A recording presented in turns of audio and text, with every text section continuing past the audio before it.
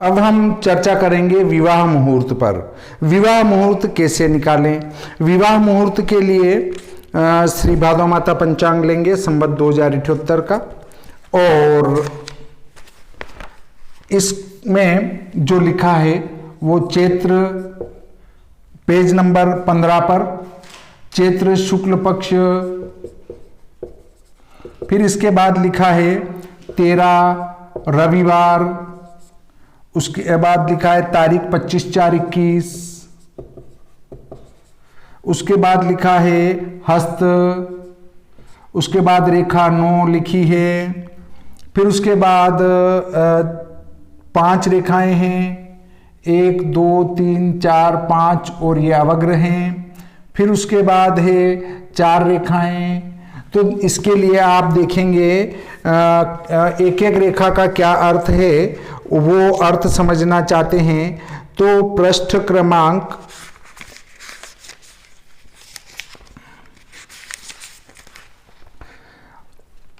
73 निकालें। Page number 73 पर लता दोष सारणी है, इसके सिर के ऊपर लिखा है लता दोष, पात दोष, युति दोष, वेद दोष, जामित दोष, बुध पंचक दोष, बाण दोष, एकार्गल दोष, उपग्रह दोष, क्रांति साम्य दोष और दग्धातिथि दोष। ये 10 प्रकार के दोष होते हैं विवाह में। तो जिस नंबर पर अवग्रह लगा है उस नंबर का आपके दोष इस लग्न में है। कौन से नंबर का लगा है? 1 2 3 4 5 छठे नंबर का अवग्रह लगा है। तो छठे नंबर का दोष इसमें देखोगे तो आपको पता चलेगा बुध पंचक दोष, बाण दोष। तो इसमें आता है बुध पंचक दोष। बुध पंचक को ही बाण पंचक भी कहते हैं। ये पंचक उन पंचकों से भिन्न होते हैं जो कि सूर्य के गतांश के आधार पर निकाले जाते हैं। तो आपको तो यहां निकले निकलाए दिए रहते हैं। विवाह में मृत्यु पंचक नहीं लिया जाता है और पंचांगकर्ता मृत्यु पंचक के मुहूर्त देते ही नहीं है। जिन मुहूर्तों में अशुद्धि है वे मुहूर्त देते ही नहीं है। ये फेर हैं, इनको आप सीधे दे सकते हैं। उसके बाद लिखा है चंद्र राशि। चंद्र राशि है वो क्या लिखी है?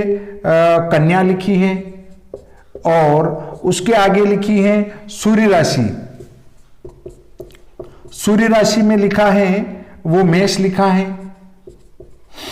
और गुरु राशि है वो है कुंभ। और इसके आगे लिखा है विवाह लग्न, विवाह लग्न 5 सिंह दीवा, 1:35 से 3:49 तक, 1:35 से 3:49 तक। और इसमें गुरु 7 पूज्य, गुरु 7 पूज्य। किसी का माइक चल रहा है उसको बंद कर दो आप। अब इसमें देखते हैं तो आपके लड़का मान लो है वो पुष्पेंद्र है, या हम ले लेते हैं कमल। कमल नहीं चलेगा, अंकित ले लो, अंकित, अंकित ले लेते हैं। और लड़की जो है वो भी अंकिता है। दोनों, इसकी राशि मेष पड़ती है और इसकी राशि भी मेष पड़ती है। देखिए दोनों को, इसको तो सूर्य बल चाहिए लड़के को, और लड़की को चाहिए चंद्र बल, गुरु बल, और दोनों को चाहिए चंद्र बल। तो देखिए अंकित की मेष राशि है तो इसको सूर्य कौन सा पड़ेगा? हमारा सूर्य मेष राशि पर है, मेष से मेष तक गिनेंगे तो 1 आएगा पहला। अब इसका त्रिबल शुद्धि चक्र हम देखते हैं तो उसके लिए आपको निकालना पड़ेगा पेज नंबर 80 निकाल लो।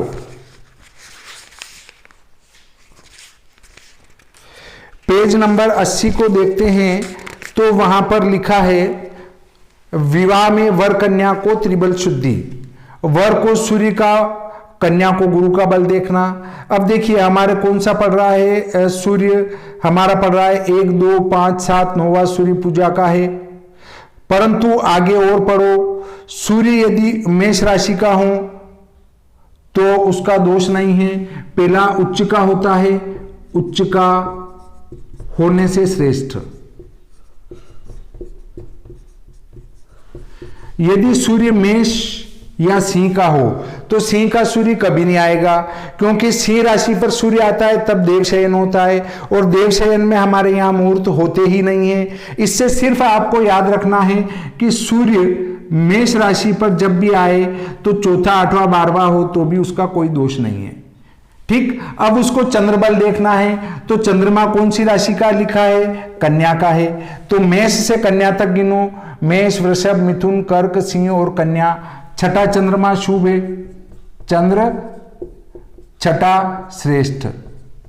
उसके लिए आपको देखना पड़ेगा चौथा और 8वां चंद्र नहीं हो, और लड़के को या लड़की को 12वां चंद्र विवाह में ले सकते हैं। विवाह में 12वां चंद्र ग्राही है, परंतु चौथा 8वां चंद्र नहीं लेना है।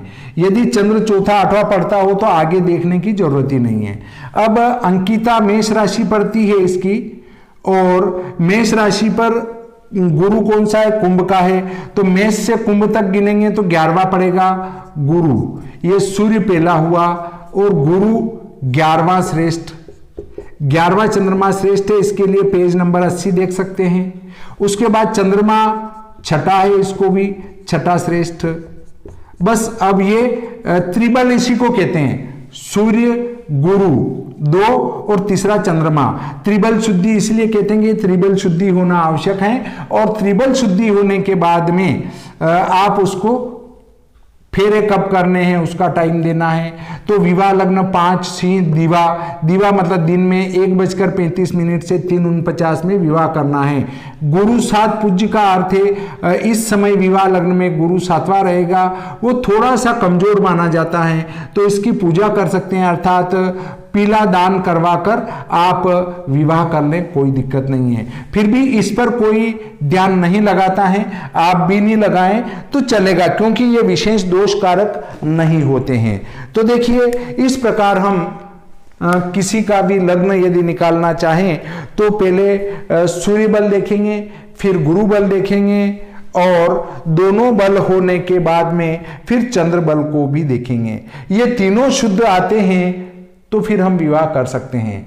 परंतु सूर्य यदि मेष राशि का हो तो चौथे, 8वें, 12वें का दोष नहीं है।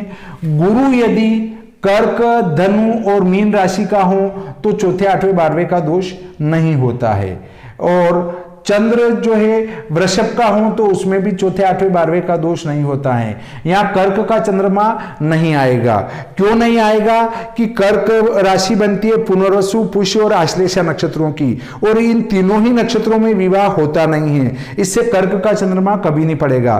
जो हमारा वृषभ का चंद्रमा आएगा तो रोहिणी और मृगशिरा दोनों विवाह नक्षत्र हैं, इससे वृषभ का चंद्रमा जरूर आएगा। तो चंद्रमा जब वृषभ का हो तो चौथे, 8वें, 12वें का दोष नहीं है। सूर्य यदि मेष का हो तो चौथे, 8वें, 12वें का भी दोष नहीं है, मतलब सूर्य बल देखना ही नहीं है मेष का है तो, और चंद्रमा वृषभ का है तो चंद्र बल देखना ही नहीं, दोनों के कोई सा भी हो। और इसी प्रकार गुरु यदि धनु, मीन और कर्क का हो तो उसको भी गुरु का बल देखने की आवश्यकता नहीं पड़ती है। अब देखिए कुछ पंचांगों में विवाह मुहूर्त दे दिए जाते हैं, परंतु श्री भादो माता पंचांग में वही विवाह मुहूर्त नहीं मिलता है, तो फिर हमको दुख होता है कि देखो इस पंचांग में तो लग्न दिया है और श्री भादो माता पंचांग में ये लग्न क्यों नहीं दिया है। तो उसका भी मैं समाधान करता हूं। पृष्ठ क्रमांक 12 को निकालें आप, संवत 2078 का पंचांग, श्री भादो माता पंचांग, इसके पृष्ठ क्रमांक 12 निकालें। इस पर लिखा है साक्षेप विवाह मुहूर्त संवत 2078। साक्षेप विवाह मुहूर्त का अर्थ है इनमें कोई न कोई दोष है, इसमें विवाह नहीं कर सकते हैं, इसलिए मैंने विवाह मुहूर्त इसमें नहीं देते हुए यहां साक्षेप की सूची में इसको डाल दिया है। अगर कोई पंचांग करता है इसमें विवाह मुहूर्त लगाता है इस तारीख को, तो हमें उसमें विवाह नहीं करना चाहिए। देखिए चैत्र शुक्ल पक्ष दशम गुरुवार मगा दिनांक 22/4/2021। यदि किसी में ये विवाह मुहूर्त लगाया हो तो उसमें पाप ग्रह शनि का वेद होने से हमने नहीं दिया है। चैत्र शुक्ल पक्ष 11 शुक्रवार दिनांक 23/4/2021 लग्नाभाव है और पाप ग्रह शनि का वेद भी है, इस कारण से इसमें विवाह मुहूर्त नहीं दिया है। फिर है हमारा चैत्र शुक्ल पक्ष 12 शनिवार उत्तरा फाल्गुनी और हस्त दोनों नक्षत्र का है, दिनांक 24/4/21। इसमें लग्नाभाव है और मृत्यु पंचक भी पड़ता है। आप देखेंगे कि मैंने कहा था नहीं, विवाह में मृत्यु पंचक वर्जित है। अगर यहाँ पर छठे स्थान पे अवग्र हो और उसमें मृत्यु पंचक बनता हो तो विवाह नहीं करना। तो पंचांग करता कोई भी मृत्यु पंचक में विवाह मुहूर्त नहीं देगा। तो इस प्रकार आप देख सकते हैं कि श्री भादव माता पंचांग में ये विवाह मुहूर्त क्यों नहीं दिया है। तो शायद इससे संबंधित, विवाह मुहूर्त से संबंधित आपको कोई भी परेशानी अब नहीं रही होगी। विवाह मुहूर्त भी आप बड़ी आसानी से निकाल सकते हैं। तो इस प्रकार आज का ये प्रकरण यहीं समाप्त करते हैं और आज की कक्षा भी यहीं समाप्त करते हैं। यदि आपको मेरे वीडियो पसंद आते हों तो निश्चित रूप से लाइक करें, अंगूठा ऊंचे वाले को दबाएं। यदि आपको फिर भी लगता है नहीं मैं तो डिसलाइक करूं तो इस अंगूठे को दबा दें। और यदि आप अपने मित्रों को भेजना चाहते हैं तो ऐसा तीर है उस पर क्लिक करेंगे और ऐसा एक चौकोर डिब्बा खुलेगा, इस पे क्लिक करने के बाद इस पे करेंगे तो इस लिंक की कॉपी हो जाएगी वीडियो की, और फिर जहां भेजना है वहां जाकर पेस्ट कर देंगे और सेंड कर देंगे तो चली जाएगी। इसके बाद यहां वीडियो में लिखा आता है सब्सक्राइब, तो सब्सक्राइब भी अवश्य करें और उसके बाद बेल आइकन खुलता है तो उसमें आल वाले को दबाएं। तो जैसे ही इधर से वीडियो डालेंगे सीधे आपको सूचना मिलेगी कि इनके द्वारा एक नया वीडियो डाल दिया गया है। बहुत सारे कहते हैं कि आप पसंद करने की कहते हैं तो क्या आपको इसमें कुछ मिलता है? तो कुछ नहीं मिलता है। पसंद करने का कुछ नहीं मिलता, नापसंद करने से कोई घाटा नहीं होता। और मुख्य इसमें होता है वो ये है कि इस वीडियो को कितने लोगों ने देखा। मान लो 5 लोगों ने भी देखा और 5 में विज्ञापन लगा है तो पैसा मिलेगा, और यदि 10 लोगों ने देखा और 10 में ही विज्ञापन नहीं आया तो उसका कुछ नहीं मिलेगा। इसलिए कोई सोचेगी साहब लाइक करने से इनको पैसा मिलेगा, नहीं मिलेगा। यदि फिर भी आपको वीडियो से संबंधित कोई शिकायत हो तो नीचे कमेंट बॉक्स में जाकर कमेंट अवश्य करें। यदि आपको वीडियो अच्छे लगते हों तो हौसला बुलंद करने के लिए निश्चित रूप से लिखें कि आप अच्छे वीडियो बनाते हैं, निरंतर बनाते रहें।